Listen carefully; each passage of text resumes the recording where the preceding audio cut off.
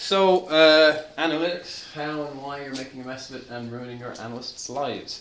So, some of the talks that have happened in GIAF in the past have been kind of very much so about data and about kind of using data and that kind of thing. This is probably a little bit more about, I guess, almost a production kind of end of things. So more about working with actual analysts as part of your staff and that kind of thing. Some of you might recognize some of these things that have come up. Some of you might not, or some of you might recognize them once you get back to your office, which, you know, do with that as you will. So, who the are you? I'm Dr. Dan, as I've already been introduced. I guess this bit was redundant, but I'm a product lead on Angry Birds Transformers for Exient Limited, so that's a kind of a 50-50 split between being the production dude and the product dude at the same time. So I kind of look at the roadmap and look at the opportunities, and then I try and convince myself that we don't have any time or resource to do any of that, and fight that schizophrenia on a regular basis. My background is in performance technology and live theatre, so it's a bit of a weird path that brought me into games. Previously I was a product manager at Sega and a producer at 6 Minute, so as you can see it's all free-to-play mobile is my background. I have a Ph.D. in something vaguely interesting, but don't worry about that. I'm married, so you know at least one person likes me. Thought that was important.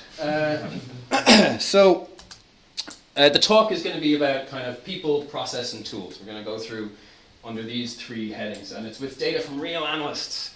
So a lot of the stuff here in kind of preparation for this, I have a little Slack chat with a bunch of analysts that I kind of talked to and have met over the years, and we just all had a bitching session. I wrote down everything they said, and this is what this came to be. So let's start with people. So the first thing you are doing wrong, you hired the wrong people. Very, very simple, right? So first of all, maybe you hired a data scientist when what you really wanted was a monetization designer or a game economy expert. That's right, we've got a math goblin. Let's just make them do all the math. You like Excel spreadsheets? Here, work out what my gacha rows should be. It's not really what a data scientist wants to do. Not all the time. I mean, some of them do want to do it. But it can be really frustrating when you kind of step into a role thinking, I'm going to be analyzing big data sets and working through these things, and instead you're trying to work out how much you should charge for the next small character in the game or that kind of thing. It's a little bit frustrating. Now, some data scientists will be totally thrilled with it, and they'll secretly want to be designers, and this will be amazing. But some others will find it very, very frustrating. So it's just something to be very careful of. When you are hiring an analyst, just make sure you actually want an analyst. You know what I mean? Or alternatively, you hired a data scientist who ended up being a monetization designer because your current designers are scared of math, which means you hired the wrong designers. So similarly, I've had conversations with designers where they're like, "Oh no, I couldn't possibly do this. I couldn't possibly do that." It's like, yes, you can. You have to. It's your job. Go do it. Don't bother the analyst. You hired a data scientist with a big shiny degree in machine learning and big data operations, probably because you saw a talk like this that was like, this is what you're doing wrong. And instead they're just exporting SQL queries to make the occasional chart. That's it. And maybe you didn't tell them they were going to be doing that because you didn't know, but I've met so many companies and so many people. Like, I had a conversation with a guy who was hired out of a background in military medicine. So he was used to working with every single military record that the US had ever had, and had been going through all these big chunks of data. And then he went and joined a free-to-play games company that only had a couple of titles out and only about 30,000 users every day. And the data just wasn't there. Like there was no room to do any of this kind of stuff. But they were hired because, oh, look at these skills, look at what we could do. Not really much. Obviously that person gets a little bored and starts looking elsewhere. Which of course, waste of everybody's time. Or the other thing, maybe you don't go for someone with a big shiny degree, maybe you get somebody just out of university, there's some graduate, and they're used to working with these lovely data sets that are there for, the purpose of exams and stuff. And then you go, here you go, here's all our data. It's broken. Fix it. and they don't know how, and they end up in this like despondent hellhole of just thinking, oh God, what have I done? I've made the wrong career choice, everything's broken, everything's miserable. And it's your job as the manager or hirer to ease them into that. Ideally to make sure the data isn't broken, but also just to ease them into that idea of, look, this isn't quite as easy as it might be with some kind of cleaned data sets. Just be prepared. So that's just something to kind of bear in mind if you're out there, hiring analysts. So another thing, maybe you keep your analysts in a separate building, away from the design and programming team. Now some of you might be sitting there going, who the hell does that? But what happens, we'll just describe this a little bit, your designers begin to resent all the suggestions coming from the numbers people who have no idea what it is to be in the trenches, the coalface. They don't know my game. And then the analysts are sitting there kind of going, well, why do you keep making all these boosters for the archers? Nobody picks an archer. Nobody's playing this. Obviously, co-working teams are amazing. You should all have co-working teams, cross-functional, all that kind of stuff. This kind of goes without saying, but for some people this actually means don't rely on your publishers to bring in the data. So I've had conversations with some studios where they've been like, the publisher's going to do all the data. The publisher has loads of analysts. It's the same thing. All you're doing is saying, well, instead of us having an embedded analyst in the team, we're going to pick a fight with our publishers in 6 months' time when what they see in the game isn't what we think should happen. So having an analyst embedded is, really, really important. Even if you think somebody else has it covered. It's not something that you can just farm out to somewhere else. For some reason I need to click on this twice for everything. I think it's because I set the animations up really fancy and then exported them from Google and they're not there. Anyway, so the other thing is being blind to the analyst's suggestions. So let's say, for example, there's a lot of data saying that the Fatui funnel is broken. The game doesn't run on low-spec Android devices. I'm sure any of you who've worked on mobile know what that's like. No Android device is the same. And your analyst comes to you and says, look, the biggest win would be to be performant on this small subset of devices. Just this handful. These are the really popular ones, but we're losing users there. At the same time, your 6-year-old niece who plays the game keeps telling you bunny rabbits should be blue. She loves the game, but the bunny rabbits should be blue. So you dedicate your next iterations for rabbit colors. That's it. I mean, it's your game, you do what you want, but your analyst isn't going to feel very valued. And, obviously team leadership involves kind of taking all those ideas, everyone has ideas, and filtering them and bringing them through. But when you have something like this, when you're turning to someone and saying, we want to be data driven and you're going to help us, and they go, here's the data, and you go, yeah, fuck off. That's, you're just going to start hemorrhaging people. You're not really setting up an environment for you guys to really be powering along. I mean, you laugh, but I've been in a company where this has happened. I've been screaming on the phone to somebody, please, just these handsets. Nah, these boosts are the wrong color, that's the problem. So, we talked about people a little bit, so obviously people need tools. So to talk about tools, and shout if I'm going too fast. This is a bit of a personal bugbear, and Mark has paid me money to say this. You build a shonky homebrew analytics system that never works. If you don't take anything else away from this, please don't build your own analytics system. It never works. I don't care what your CTO said. I don't care how easy it's going to be.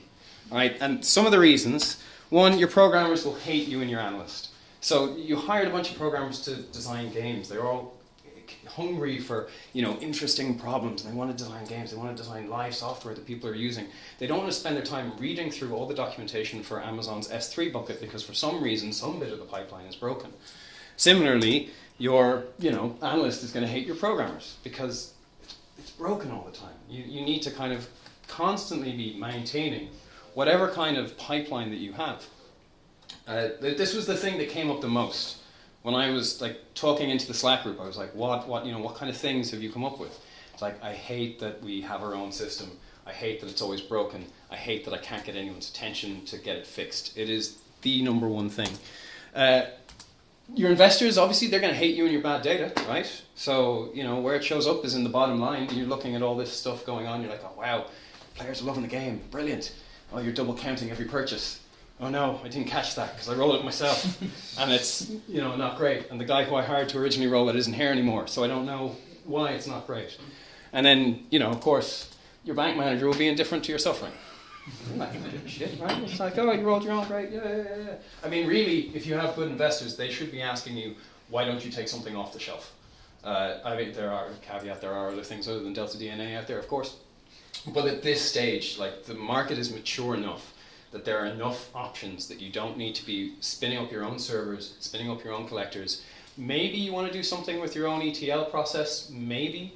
But for the most part, like, you just get going with something off the shelf. It's not worth the effort. There are a caveat to that. So there are two states in which it is okay to build your own analytics solution. The first one, you are Daddy Warbucks. You are loaded. You are king. You are whoever. I think at the last one of these we had somebody in from Social Point. Social Point. And they said that they're like data science team, like just the team just to keep the pipeline running. It's like 4 or 5 dedicated engineers servicing 20 analysts. Daddy Warbucks, they got the money, they can do this, And this is the thing, is that it's continuous resources. So I worked with a company who, they decided, we're going to roll our own, we're going to make our own thing, it's going to be great. We're going to put aside a little bit of money for it. They put aside $250,000. They called it gratis, out of some bizarre hubris. And they got it out, they got it rolling, they were like, brilliant, cool, $250,000, done. It broke. Needed some updates, needed some fixes. Sorry, that's it, $250,000, that's all we've budgeted, can't do any more. So you have this business critical software that you need to keep putting money into. So unless you are actually prepared to say, yeah, we're going to dedicate people to this full time. Maybe even, for example, Rovio, they have this huge team that has a product manager, that has its own producer, that has its own coders, that has its own QA team, all around their portfolio management stuff. They also made Angry Birds and are Daddy Warbucks. Just, it's a thing to bear in mind. The other situation, of course, is that you've quit your job and you're making your own analytics company, and you can dedicate significant and continuous resources to the development and maintenance of a quality piece of business software, and I'll take the money afterwards, yeah? Cool. It's not the most straightforward route. No. We're going to start building games. Really? I'll do a slide about why that's a bad idea. Okay. That's another presentation. Yeah, that's a whole different thing. For those of you who don't know, this is Mark's first tweet about hiring for Delta DNA from September of 2011. I stalked him for a while just for that slide. All right, so a couple of other things. These are just kind of like procedural things. So you put your analytics in late. You got right to the end of development and you were like, oh, we better get some data. Let's go. And it doesn't get good testing. And guess what happens? Oh, you don't have time to verify the data will answer all the initial questions. I mean, you guys know what's going to happen, right? The thing about telemetry issues is that they're very, very difficult to detect and fix. So a lot of the times you'll sit down, you'll go through a QA process with them, and you'll be like, yeah, cool, this makes a lot of sense. Everything's firing perfectly in studio on a perfect connection on these devices. Oh, maybe we did a little bit of work with Charles Proxy or something like that to test a lossy network and it's still fired. And then you put it out live and something goes wrong.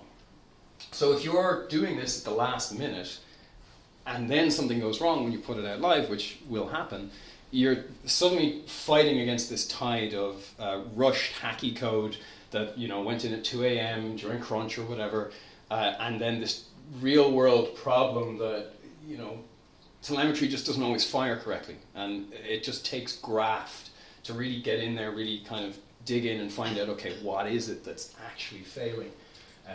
It's a pain in the ass. So the sooner you get it in there, the sooner you can start testing with it. If you're doing even in-studio tests, turn to your analyst and say, look, can you tell us what, 8 of us played the game today on this build, on this version, can you tell us what we did? And just compare against that. Little things like that are going to help you find those bugs good and early. If you put it in right at the last minute, you're going to have a bad time. Oh, I should have had that image. Bad time image. Oh. The other thing, you put your analytics in wrong, so for one reason or another you made a mess of it.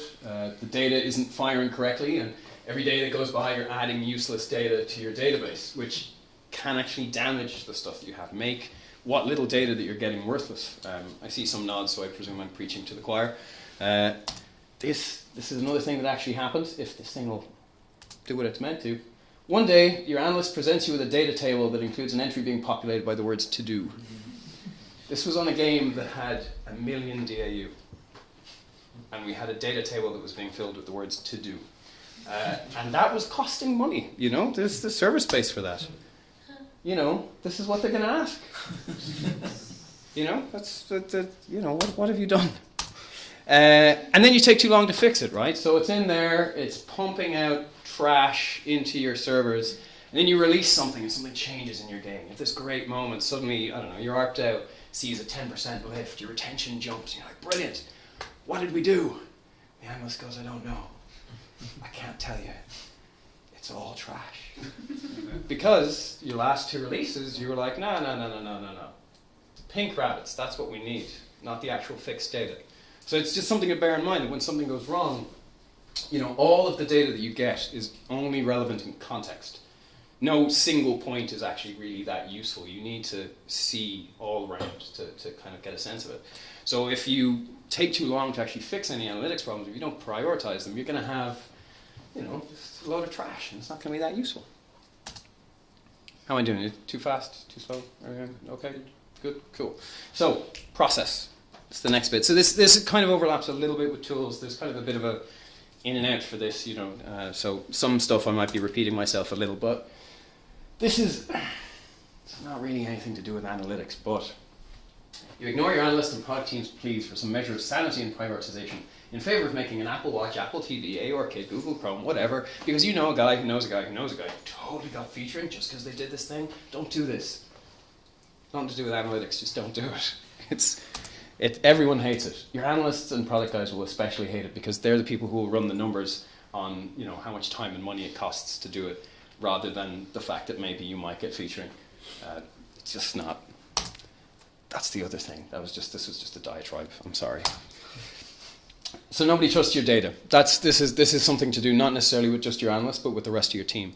This is definitely a direct result of the previous issues that I've mentioned. You're in this state where the data is telling you something's going wrong with your game. There's something that's happening. Again, you know, real world example.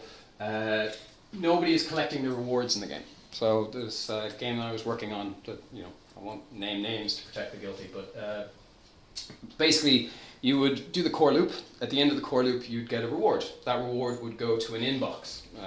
You'd go to the inbox, open the inbox, get your reward.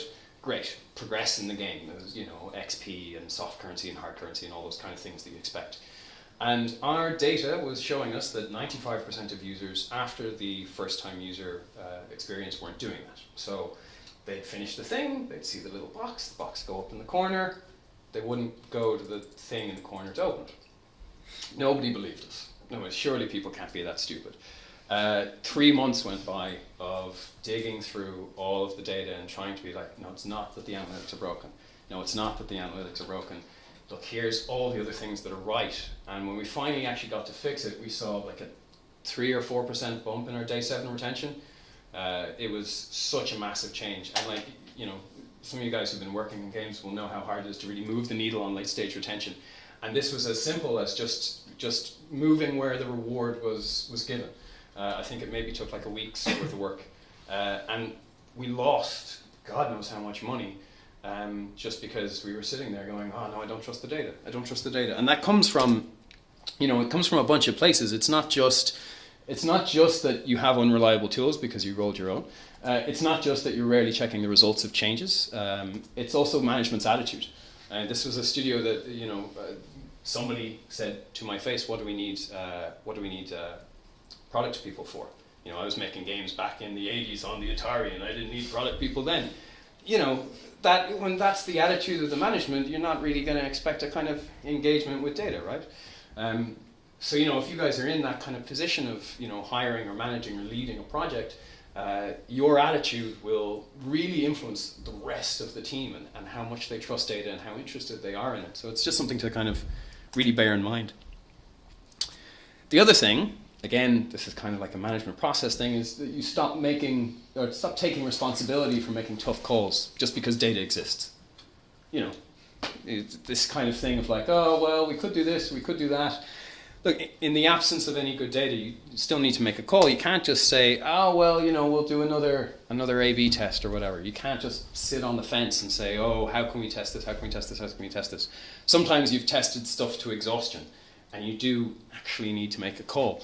And the value of just doing another A/B test, it diminishes over time. If you're testing, should we make the button blue or green, and you get an inconclusive thing, sorry, you've wasted your time on the A/B test, but just make a call, pick a color instead of running out another one and another one and another one and another one. Maybe you'll get there, but maybe there's better things for you to test. So it's something that's really, really frustrating for everybody. Somebody has to be the shot caller on the project. Somebody. And if an analyst is feeding data to whoever's going to be making those shot calls, and all they're doing is this kind of analysis paralysis of, oh, I don't know, tell me more, oh, I don't know, tell me more, eventually you're just going to feel like you're useless. You're just screaming into the void. So, why would I stay with this team? Okay, maybe they're listening to me, but they're not really doing anything with it. So it's just something to, bear in mind. And then, some people go the other end and they just immediately do something. They'll see a little bit of data and they'll start blaming the analysts for the data.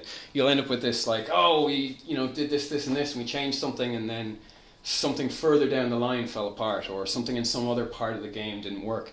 And you end up in these conversations that are, you have the team around, it's what we're going to do, and all that comes out is, oh yeah, but the A/B test thing said, oh, but Jim over in the corner said, oh, but Sally said that the data said this. And what are you meant to do as an analyst, right? It's like, well, if I'm just going to get blamed for showing the numbers and for the call that you made based on the numbers, then why should I continue to show you numbers? Obviously, there's a degree of rigor that's required, but it's one of those things that just, it's not the be all and end all. Funnel progression can't tell you everything. Actually, I had a conversation with some of the guys.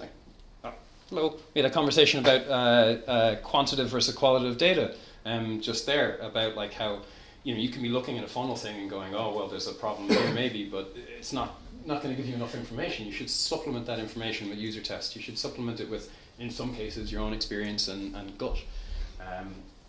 There's even right now, there's a case in Exient where something has kind of gone a bit iffy, and I keep having to pull up one of the project leads and say, look, stop blaming the analyst for this thing that happened. Just, we made a mistake, let it go.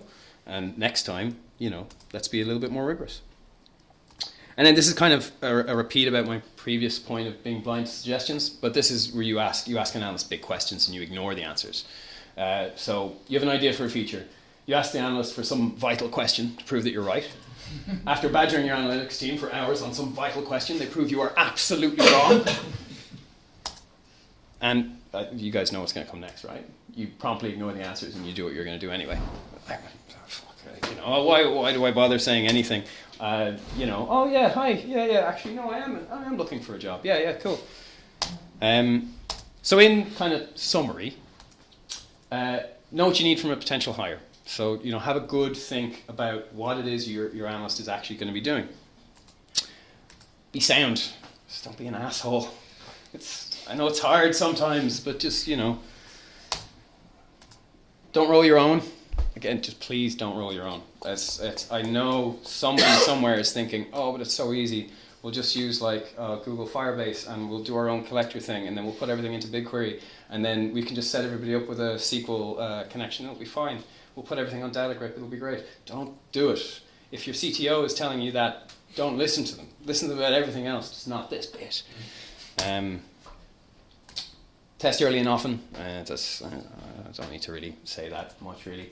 And listen to the data, but don't treat it as an oracle. So do listen, but it's not the be all and end all. You do need to supplement it. So at the end of that whirlwind, thanks very much. So if you have any questions, comments, or rotten fruit, now's maybe the time. If not, you can mail me, Dan at Dan. You can tweet me at Dan, or you can address me to my face as Dan. Yeah, so that's kind of it.